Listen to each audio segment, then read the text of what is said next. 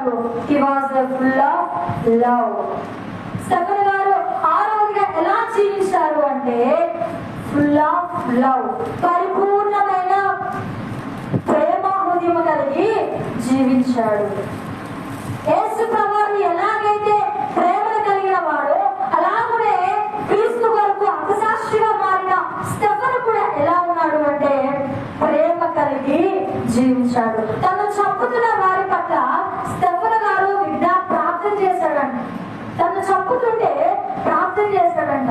చూడండి, అపోస్తుల కార్యములు 7వ అధ్యాయము 60వ వచనంలో వాళ్ళు రాళ్ళతో కొట్టి అతన్ని చంపుతుంటే అతను ఏం చేస్తాడో తెలుసా? అతడు మోకాళ్ళుని ప్రభువా వారి మీద ఈ పాపము మోపకమని గొప్ప శబ్దముతో పలికెను. ఈ మాట పలికి నిద్రించెను. ఎవరైనా మనల్ని వచ్చి కొడుతున్నారు, మనం వారి కొరకు ప్రార్థన చేయగలమా?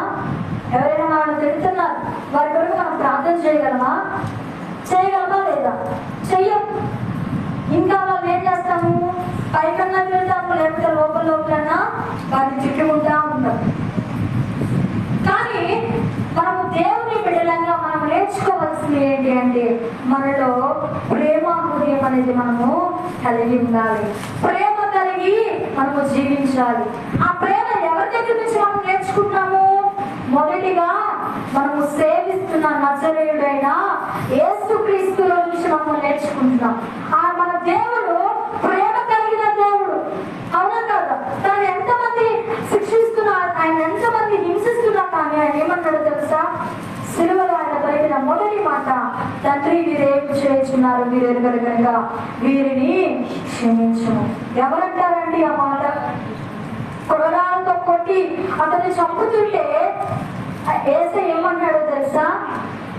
ముళ్ళ కిరీటం పెట్టి ఆయన అలాగే బాధపడుతుంటే, ప్రక్కలో బళ్ళకు కొట్టుపరిచి ఆయన చంపుతుంటే, దాహము అడిగితే చేదు చిరగనిస్తే అటువంటి ప్రజలను యేసు ప్రభువు ఏమంటున్నారో తెలుసా? తండ్రి వీరేమి చేస్తున్నారో మీరు ఎరగరు కనుక వీరిని క్షమించము. మన దేవుడు ఎంత ప్రేమ కలిగిన దేవుడు అండి. అంతగా హింసించిన వాళ్ళే దేవుడు ఏం చేస్తున్నాడు? క్షమిస్తున్నాడు. మరి నీవు నేను యేసును సేవిస్తున్నా, క్రీస్తు బిడ్డలుగా మనం జీవిస్తున్నాం. మనము ఇతరులను మనం క్షమించగలుగుతున్నామా? ఇతరులను మనం ప్రేమించగలుగుతున్నామా? శత్రువుల కొరకు మనం ప్రార్థన చేయగలుగుతున్నామా? ఒకసారి మనలను మనమే ప్రశ్నించుకున్నాము. ఈ మధ్యాహ్న కాల సమయంలో అయ్యా మనకి శత్రువు